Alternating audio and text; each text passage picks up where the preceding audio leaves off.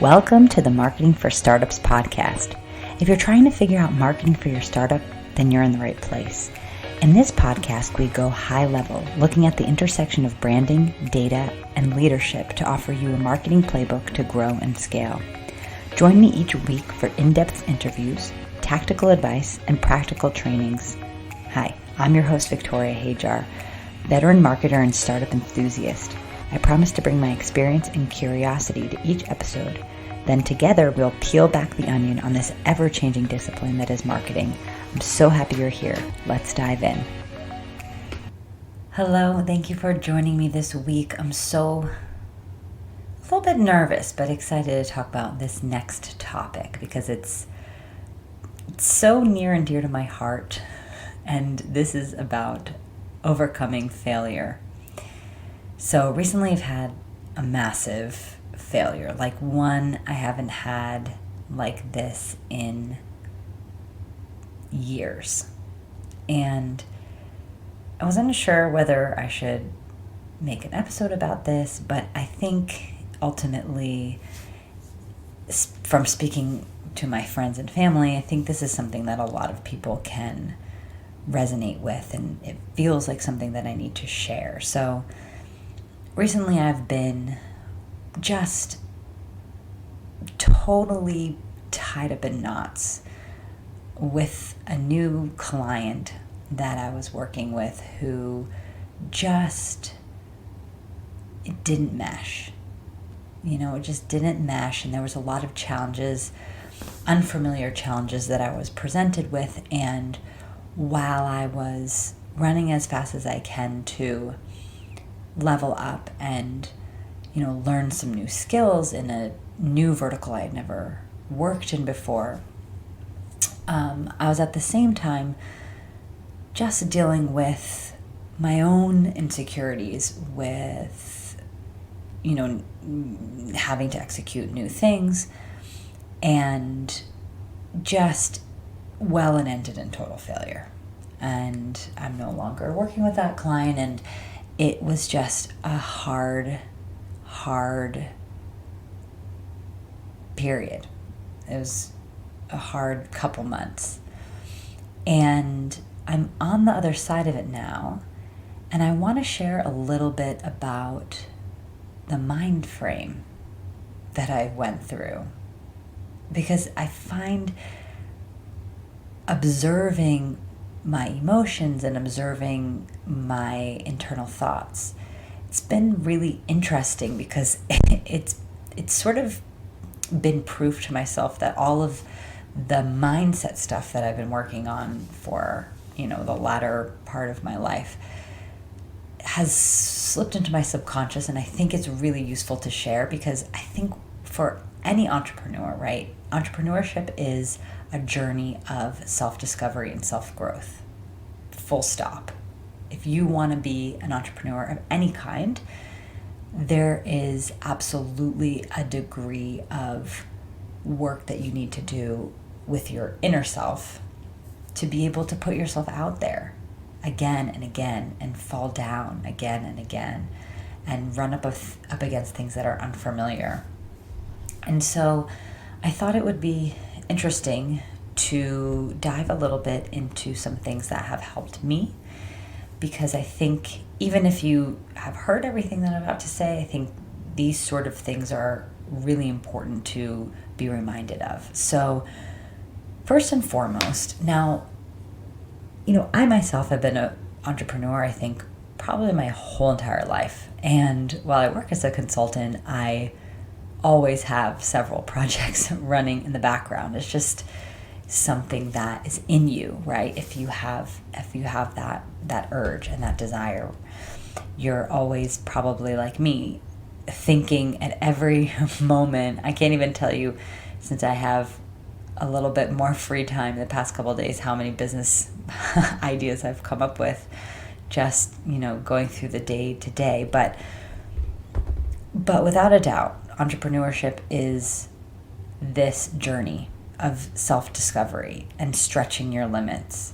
And so I want to start this conversation by pointing to something I think is really important for women to hear. And it's a mantra that I live by, which is progress over perfection. Because perfection will be the death of all dreams. And I say that because with failure and fear of failure that I just walked through, I can tell you with good confidence, I jumped in to something that was unfamiliar with the attitude of, I'll figure it out, as I always do. I'll figure it out. And that doesn't always work out. And I'm here to tell you that it's fine. It is fine. If you fail, it is fine. And it's just so much more important to take the opportunities and to push yourself forward and start before you're ready and just do it. Just actually do the thing, because even if you fail miserably, it won't kill you. You'll still be there. And so that brings me to the next point, because what I realized from failing miserably and being very disappointed is that you have the power, we all have the power to reframe what is failure. And actually, my dominant thought as things were slipping out of my hands and I knew that I was failing, the dominant thought that popped into my head, which I think is such a gift, is that failing in and of itself is a huge gift and opportunity. Especially because we don't fail all the time, right? Especially as entrepreneurs and as hustlers, we always freaking figure it out. But in the moments that we can't, what a gift. Because for me, and I know for all of you out there, when you hit that failure point, it's almost like opening up a curtain and letting the light in and seeing and it just kind of puts lights in the dark parts of yourself that you know are there, but maybe you've been avoiding. And for me, this failure has shed so much light on, why I put myself in the position to have the failure that I did and what caused that failure, right? And it wasn't just about a practical, I would say 90% of it was not about mechanics, right? Because we can learn anything, right? You can Google anything. For me, and I'm curious if anyone else had felt like this, but for me, the failure was so much more about what was going on inside my own mind and the mindset that I brought into the project, right? And it was a lack of confidence, and it was that lack of confidence that just kept snowballing. It was like a snowball running down a mountain. I couldn't catch it. I couldn't scoop it up. I couldn't make it go away. And that's why I think that, mindset piece is everything. I mean, a mindset is everything in every aspect of life, period. But having a point of failure is an event. It is like an event that will force you to go inward and be more introspective and dissect the decisions and the actions that sort of led to it. And with that kind of hindsight, you can go ahead and do the work, right? You can do the work to understand, peel back the layers as the why to the actions, and what is living inside your subconscious mind that brought you into that situation. So, number one takeaway here is about reframing failure. Failure is not a failure. There's actually no such thing as failing, because in every failure, there is immense learning. And if you're learning, if you take the position. I heard Tom Bilyeu say this the other day, which was just extraordinary, right? He is the founder of Quest, and it's a multi-billion dollar business. He's now sold it. He never has to work a day in his life. But he was talking about his journey of entrepreneurship, and he didn't come from much. He didn't, not a Harvard MBA grad or anything like that. He's just like a hustler, like all of us, right? And it took him years to become the person that could create $1 billion company. And he spoke about his failures and his ego. And he said that in the beginning of his journey, he would get really, really defensive, and his ego would take over and feel really hurt and offended if he got something wrong, right? Kind of this idea of perfection, right? But he said that everything flipped for him when he took on the persona of the learner, right? So if there's something that you don't know, if you do something poorly, you just don't do a good job because you're inexperienced or whatever, it doesn't matter. You're a learner, and every failure or every opportunity is just a stepping stone to the next thing. And so I think it's really, really useful to reframe failure, but to reframe the journey in that context. Like, it is all a journey. And I really do believe that we are all, if we're focused and we're intentional, we're all going to get to where we're meant to be. But you have to enjoy the journey, appreciate the journey, and have humility for the journey. And that's where choosing your story is so important. What's the story playing in your mind as you go through the day, as you are building your company, as you're leading a team, as you're creating a strategy, as you're failing or succeeding or celebrating or commiserating? What is the story? Because you have a choice in any moment to create in your mind a story that makes you feel good, that makes you feel empowered, that makes you feel energized to go forward, or you can create a story that makes you feel shitty and makes you feel like a loser and makes you feel like, who do you think you are to be running a company or to be leading people? It really doesn't, the reality is the reality, right?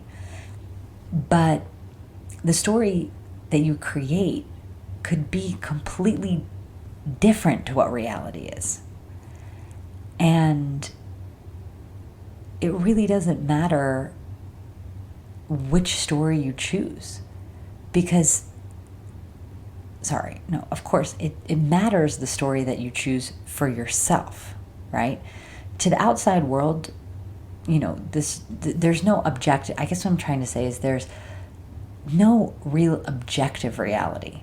In our lives, everything is subjective, right? If you think that you're the best leader or you think you're the shittiest leader,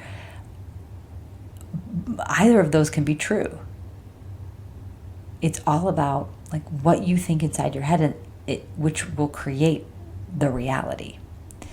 And so when you're faced, when you're up against a tough situation or something that you feel like you're not excelling at and you're not performing the way that you want to, it's just like an athlete.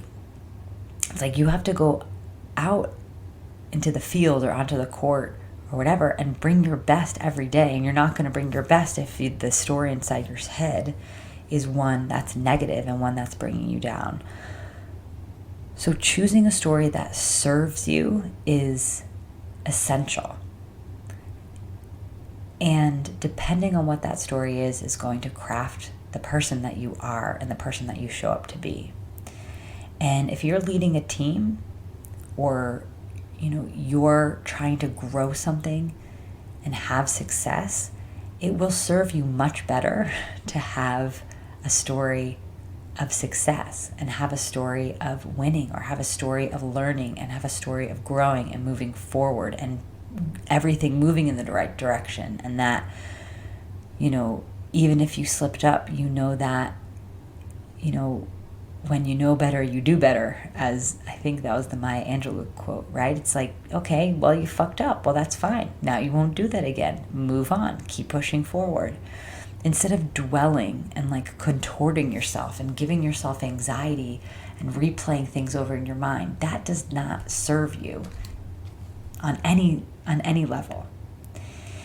So the other thing I wanted to talk about for me, right, was about not only reframing the story, but then taking action. So something that I have found a lot of comfort in the wake of my failure is making a plan. Making a plan to move forward. Having a plan is so empowering. It just is. And it also gives you some goalposts, right? So you could feel kind of desperate if you really messed something up. Like, say you fucked up and you got yourself into a lot of debt, right? In your business.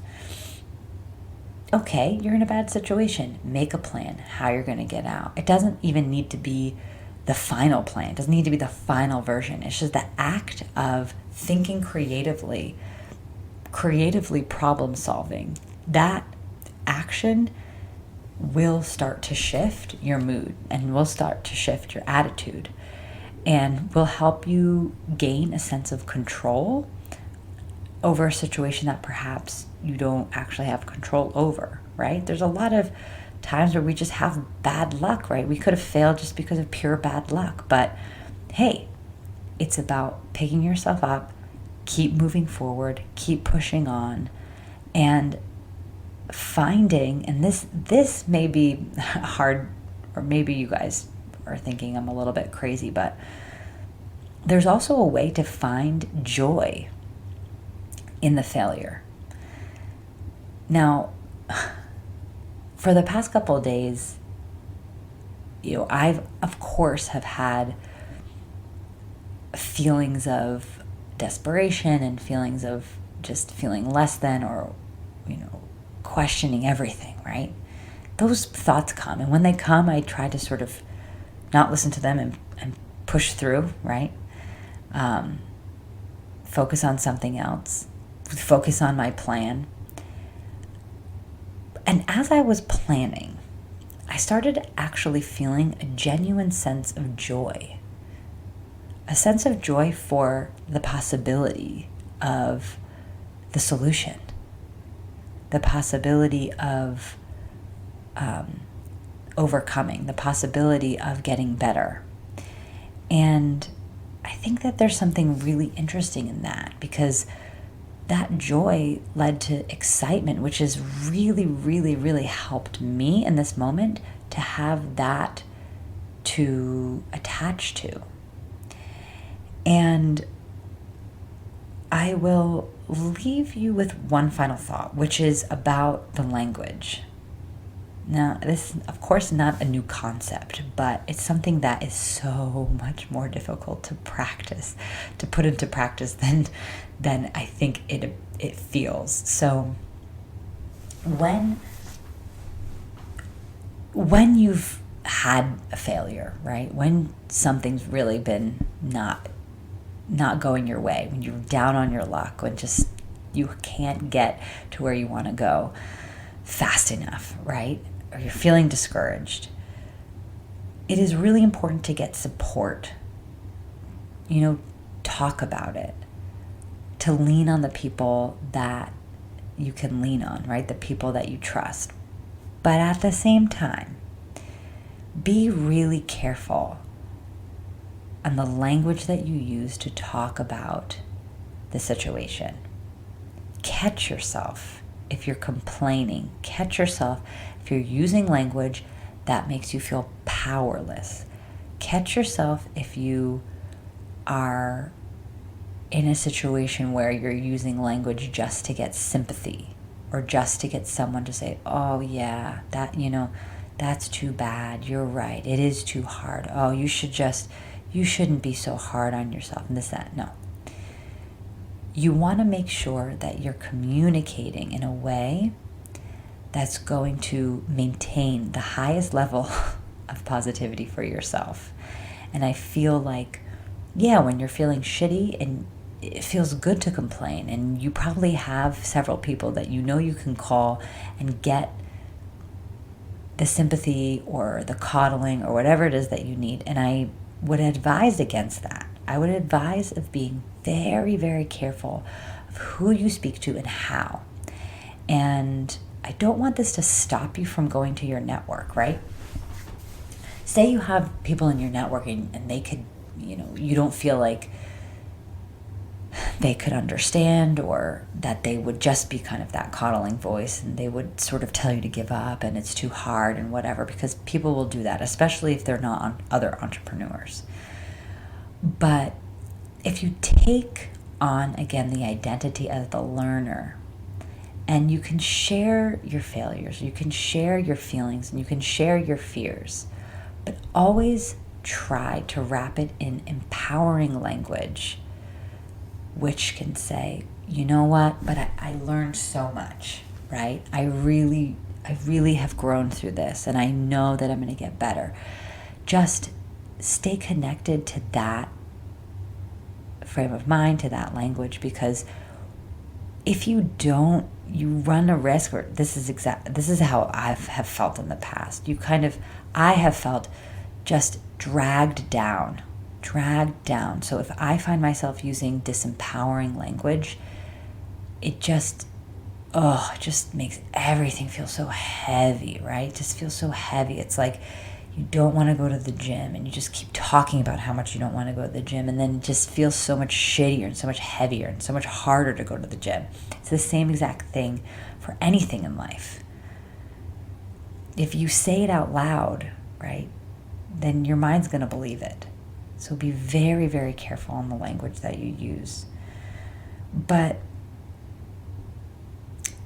as you're reflecting on your situation or your past failure, your past bout of bad luck, I think it's really, really useful to give yourself space and time for reflection.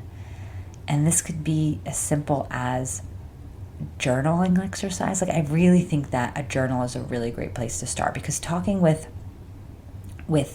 your your mastermind or your friends or your other whatever entrepreneurial friends, it's great. It is really great to have that conversation. But the work that you need to do to get to the next level is one of deep reflection, and that is best done to be like with the pen and the paper.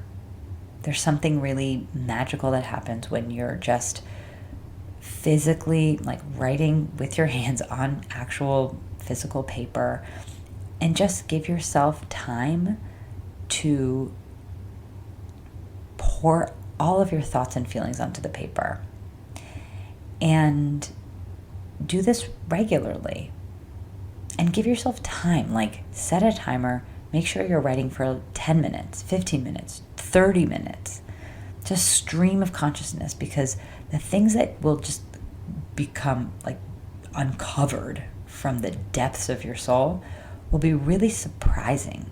And what it will help you do is shed light in those dark spots that I mentioned, and by shedding light on them and understanding the why behind them is the first step in releasing, right? So if you feel like you had a massive failure in your business and you have connected it with your fear of success or with your being uncomfortable with money or what have you, this exercise of going inward and really exploring and being really curious about the why behind the actions or the why behind the subconscious things that live inside you is the way that you'll gain control over that subconscious part of your brain. So you can do better or do differently or think differently in the future.